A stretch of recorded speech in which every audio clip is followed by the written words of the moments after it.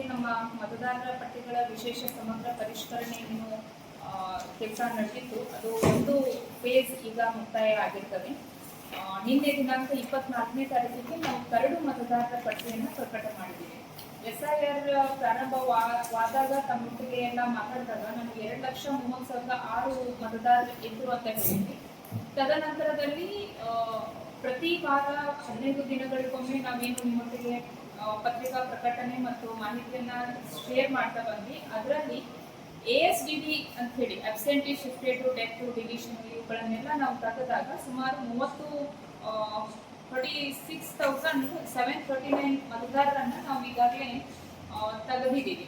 ಅವರೆಲ್ಲರೂ ಸಹ ಅಬ್ಸೆಂಟಿ ವೋಟರ್ಸು, ಆಮೇಲೆ ಶಿಫ್ಟೆಡ್, ಡೆತ್, ಡುಪ್ಲಿಕೇಟ್ ಅಂತ ಇರ್ತಾರೆ. ಅದರದ್ದು ಬೈಫರ್ಕೇಟೆಡ್ ಮಾಹಿತಿ ತಮಗೆಲ್ಲ ಕೊಟ್ಟಿದ್ದಾರೆ. ಸೊ ದಟ್ ಮೀನ್ಸ್ ಏನಂತಂದ್ರೆ 2,30,6 ಜಮಖಂಡಿಯ ಮತಕ್ಷೇತ್ರದಲ್ಲಿ ನಾವು 36,739 ಮತದಾರರನ್ನ ಈ ಎಲ್ಲ ಕಾರಣಗಳಿಂದ ತೆಗೆದು ಹಾಕಿವಿ.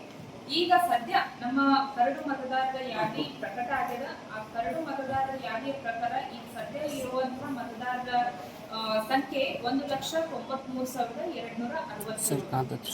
ಅದರಲ್ಲಿ ಸುಮಾರು 1,822 ಮತದಾರರು ಅವರ ಹೆಸರನ್ನ ನಾವು ಸೇರ್ಪಡೆ ಮಾಡಿಲ್ಲ.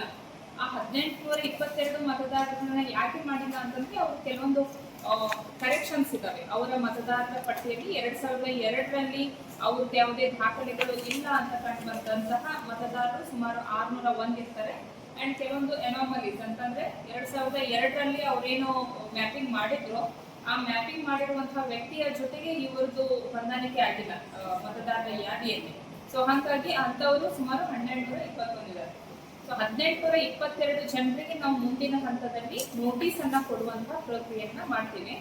ನಿನ್ನೆ ದಿನಾಂಕ 24ನೇ ತಾರೀಕಿಗೆ ಒಂದು ಫೇಸ್ ಆಫ್ SIR ಪ್ರಕ್ರಿಯೆ ಮುಕ್ತಾಯ ಆಗಿರ್ತದೆ. ಇನ್ನು ನಂತರದ ದಿನಗಳಲ್ಲಿ ಇದೇನು ಕರಡು ಮತದಾರರ ಯಾದಿಯನ್ನ ನಾವು ಎಲ್ಲಾ ರಾಜಕೀಯ ಪಕ್ಷಗಳಿಗೂ ಒಂದೊಂದು ಕಾಪಿಯನ್ನ ಕೊಟ್ಟಿರ್ತೇವೆ.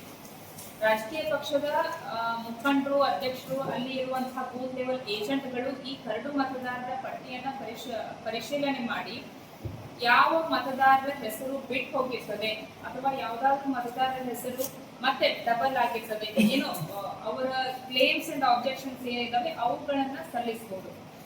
ದಿನಾಂಕ 24/8/2026ರಿಂದ 23 ಸೆಪ್ಟೆಂಬರ್ 2026 ಅಂದ್ರೆ ಒಂದು ತಿಂಗಳು ಸಮಯಾವಕಾಶ. ನಾವು ಕೊಟ್ಟಿರುವಂತಹ ಕರಡು ಮತದಾರರ ಯಾದಿಯಲ್ಲಿ ಏನಾದರೂ 24/8/2026 ಅಂದ್ರೆ ನಿನ್ನೆಯಿಂದ 22 ಅಕ್ಟೋಬರ್ 2026ರವರೆಗೆ ಇದೇನು 1,822 ಮತದಾರರನ್ನ ನಾವು ಹಿಯರಿಂಗ್ ಮಾಡಬೇಕು, ವಿಚಾರಣೆ ಮಾಡಬೇಕು ಅಂತ ಹೇಳಿದ್ನಲ್ಲ, ಅವರೆಲ್ಲರಿಗೂ ನಾವು ವಿಚಾರಣೆಯನ್ನ ಮಾಡುವಂತ ಸಮಯ ನಮ್ಗೆ 40 ದಿನಗಳ ಸಮಯಾವಕಾಶ ಇರ್ತದೆ. ಇವ್ರು ಏನ್ ಮಾಡ್ಬೇಕು ಅಂತಂದ್ರೆ ಈ 1,822 ಜನ ಇವರು ಒಂದು ಸುಮಾರು 11 ದಾಖಲೆಗಳಿದಾವೆ. ಆ 11 ದಾಖಲೆಗಳನ್ನ ನಾವು ಈಗಾಗಲೇ ಬೂತ್ ಲೆವೆಲ್ ಆಫೀಸರ್ಗಳಿಗೂ ಗೊತ್ತದ. ಈ 1,822 ಜನ ಮತದಾರ ಯಾರಿದ್ದಾರೆ ಅಂತ ಹೇಳಿ ಅವ್ರಿಗೆ ಮಾಹಿತಿ ಇರ್ತದೆ. ಈಗಾಗಲೇ ಅವ್ರಿಗೆಲ್ಲ ನಾವು ಇನ್ಸ್ಟ್ರಕ್ಷನ್ ಕೊಟ್ಟೇವಿ. ಇವರಿಗೆ ನಮ್ಗೆ ದಾಖಲೆಗಳು, ಬರ್ತ್ ಸರ್ಟಿಫಿಕೇಟ್, ಪಾಸ್ಪೋರ್ಟ್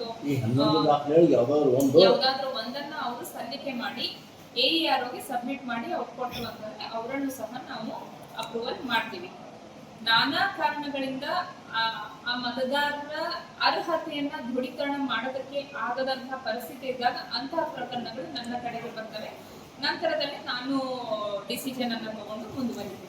ಅಂತಹ ಪ್ರಕರಣಗಳು ಈ 1,822 ನಾವು ಬ್ಯಾಕ್ ಎಂಡ್ ಒಳಗೆ ಈಗಾಗಲೇ ನಮಗೆ ಸುಮಾರು ಒಂದು 15 ದಿನ ಕಾಲಾವಕಾಶ ಇದ್ದಾಗ ನಾವು ಈ 1822 ಪ್ರಕರಣಗಳನ್ನ ಪರಿಶೀಲನೆ ಮಾಡಿದ್ವಿ. ಅಂತಹ ಅರ್ಹತೆ ಇರ್ಲಾರ್ದಂತಹ ಮತದಾರರು ಯಾರು ಇಲ್ಲ ಅಂದ್ರೆ ಸ್ಪಷ್ಟತೆ ಇದೆ. ಈ ಮತದಾರರಿಗೆ ವಿಚಾರಣೆ ಕರೆಯುವಂತಹದ್ದು ಮತ್ತು ಏನು ನಾರ್ಮ್ಸ್ ಪ್ರಕಾರ ನಾವು ಅಧಿಕೃತವಾಗಿ ನಾರ್ಮ್ಸ್ ಪ್ರಕಾರ ಏನು ಕೆಲಸ ಮಾಡಬೇಕು ಅದನ್ನ ಮಾಡಿ ಮುಗಿಸ್ತೇವೆ. ಇನ್ನು ವಿಚಾರಣೆ ಯಾವ ರೀತಿ ಆಗ್ತದೆ ಈ 1822 ಜನರಿಗೆ ಅಂತಂದ್ರೆ, ಸಾವಳಗಿ ಹೋಬಳಿ ಮತ್ತು ಜಮಖಂಡಿಯ ಗ್ರಾಮೀಣ ಭಾಗ, ಜಮಖಂಡಿ ಹೋಬಳಿಯ ಗ್ರಾಮೀಣ ಭಾಗ ಮತ್ತು ಜಮಖಂಡಿ ಸಿಟಿ ಅಂತ 3 ಭಾಗ ಮಾಡ್ಕೊಂಡಿದ್ದೀವಿ. ಇಲ್ಲಿ 4 ಜನ AERಗಳು ಅಂದ್ರೆ ತಹಶೀಲ್ದಾರ್ ಜೊತೆಗೆ ನಗರಸಭೆ ಕಮಿಷನರ್ ಮತ್ತು ಇನ್ನು 2 ತಾಲೂಕಾ ಮಟ್ಟದ ಅಧಿಕಾರಿಗಳನ್ನ ನಾವು ನೇಮಕ ಮಾಡ್ಕೊಂಡಿದ್ದೀವಿ. ಇವರು 4 ಜನ AERಗಳು ಒಬ್ಬೊಬ್ಬರಿಗೆ ಸುಮಾರು 400ರಿಂದ 500 ಜನರನ್ನ ಹಿಯರಿಂಗ್ ಮಾಡುವಂತ ಒಂದು ಅವಕಾಶ ಇರ್ತದೆ. ಅವರು ಗ್ರಾಮ ಪಂಚಾಯತಿ, ಆ ವ್ಯಾಪ್ತಿಯಲ್ಲಿರುವಂತಹ ಗ್ರಾಮ ಪಂಚಾಯತಿಗೆ ಹಿಯರಿಂಗ್ ನೋಟಿಸ್ ಅಂದ್ರೆ ಮತದಾರರಿಗೆ ನಾವು ಹಿಯರಿಂಗ್ ನೋಟಿಸ್ ಕೊಡ್ತೀವಿ.